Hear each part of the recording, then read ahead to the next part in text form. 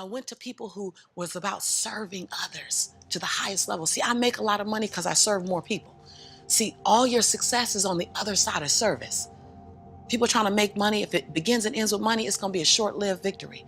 But if it's about transforming lives, then the wind keeps going and going and growing and growing. So I went to people that knew what I didn't know. And I killed my ego every day, murdered my she-go every day. Because I got a big she-go. I mean, come on, right? Every day, Tom. And I got hungry and I learned. I went to the same training 42 times. Yes, I said 42. Some folk will stop. This is how I've been there already. I learned that already. No, I wasn't there. I wanted to be able to finish their sentences. I want to know what you know. I want to walk like you, talk like you, and then I want to then embed me in it. But success leaves clues. We're just not picking them up. I was the only African-American person at this conference. I was one of 2 women at this conference. Within the last 29 sessions, I led the conference. But I was willing to be the student first. So that's what I did, number 1. And number 2, I looked at every toxic behavior in my life. Everyone. You see me go behind my own black curtain. People don't want to tell on yourself. You're trying to protect. You're trying to do 4 things. You're trying to protect, prove, hide, and defend. If you wake up every day and say, I have nothing to protect, I have nothing to prove, I have nothing to hide, I have nothing to defend. Now, who do I choose to be? Because your energy is consumed with protecting, proving, hiding, and defending. But if you let go of that, then now you're in creation. Every day I told myself that. Every day I got in the mirror and I said 3 sentences. And I gave each sentence 7 different endings. And at times I was crying so hard I couldn't understand myself because the ending, the sentence was so difficult to say. Every day I looked in the mirror and said, Lisa, I'm proud that you. And I found 7 different things to celebrate Lisa for, because we are under-celebrated. Because you want someone to celebrate you more than you celebrating yourself. You want to hear thank you from others more than you're thanking yourself. You want to hear other people say I love you more than you saying I love yourself.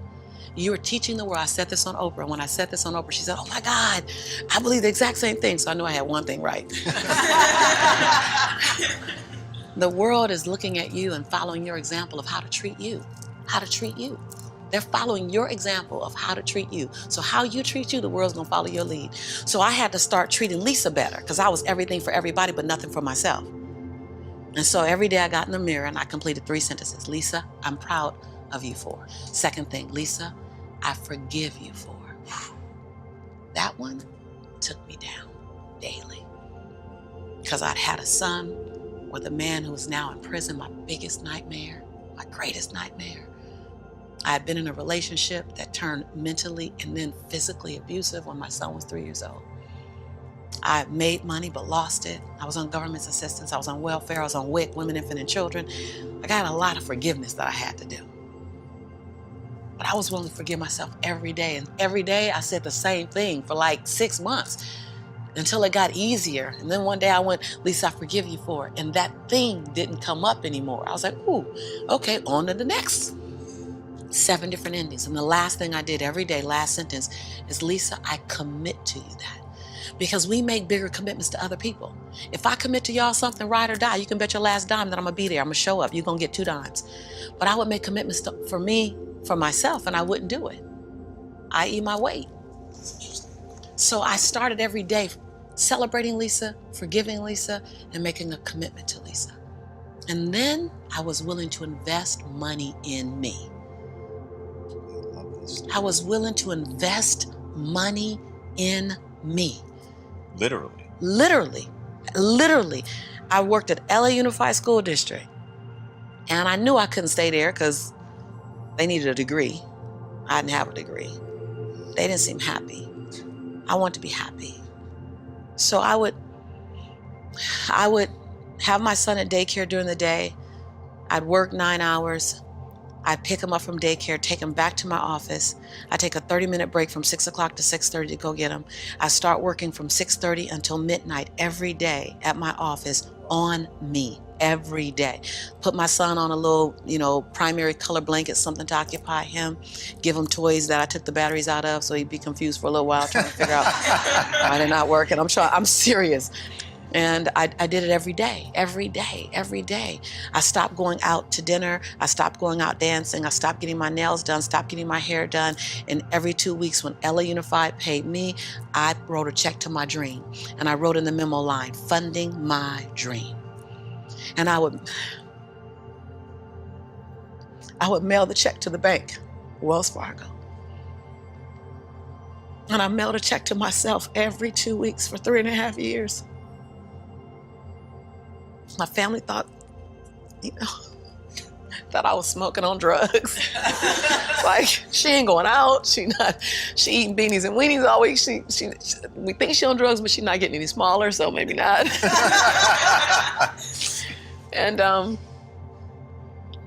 I went to the bank after 3.5 years. This is the story you're talking about. I walked in the bank. I said, I'm just gonna check and see where that account is, because I wouldn't open the statements, because my mother used to say when I was growing up, girl, this money burn in my pocket. And I'm like, I think money hot, and it goes. Thank you so much, and it goes away fast. So I'm not gonna open the statement because I don't want to know how much money I have, because I didn't have a healthy relationship to money. I didn't even know a relationship with money. So while I'm at these trainings, they just kept saying save. So I'm like, okay, I'm gonna save. I didn't need the money that I was writing checks for, because it was the money I used on my nails and my hair.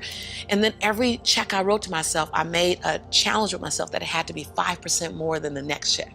Wow. Than the previous check. So I didn't really know how to calculate the 5%. So I'm like, well, I'll just add $30. I'll just add $60. I really didn't know anything about it. Then I went out and got a second job. And I started working in the evenings, less on my business and more out on jobs, so I can write a bigger check. So I learned how to live on $31,000. That's all I was living on, $31,000. We can make it, we got it. I sold my Altima I had at the time. I bought an old Ford Explorer. I just skinnied down. I moved out of my 3-bedroom house. I moved in with a roommate. She smoked even. And I was like, okay, I'm gonna put towels under the base of the door. Y'all, you gotta be inconvenienced. I put towels on the base of the door so the smoke wouldn't come in the room with me and my son. We slept side by side in the same bed. Went from a 3-bedroom, 3-bathroom house, 2-story, to a roommate, because I was willing to write a check to fund my dream. And I kept writing, funding my dream, funding my dream, funding my dream. And I walked into Wells Fargo 3.5 years later, and I gave her my name. I said, hi, my name is Lisa Nichols. And she's like, you the funding my dream lady. I was like, yeah. So all these tellers came running around. The manager came around, because I guess everybody had processed a check or two. Right. And they were like, we all been wondering, like, everybody wants to know, what's the dream you funded? And I was like, I don't know, but it's gonna cost some money. Think I got a little money now to fund the dream. And so I said, I just came to get my balance and to see where it is, because I haven't opened any of the statements. They were like, what? I said, no, I haven't opened any of the statements because money burns my mama's pocket, so it might burn my pocket, so I don't want to spend it. So she wrote the balance down. You know how they write the balance down, and she turned it and passed it to me, and I looked at it, and I said, no, ma'am, my name is Lisa Shante Nichols. This is my social security number. I don't even want that money because y'all gonna want it back, and I don't want to get in trouble. So can you just give me my account? Because I didn't know anyone in my family that had $5,000 in their account, $10,000 in the account. So when you write down that I have $62,500 in my account, that's not mine. And so they all teared up, like everybody started crying. They're like, no, it's yours.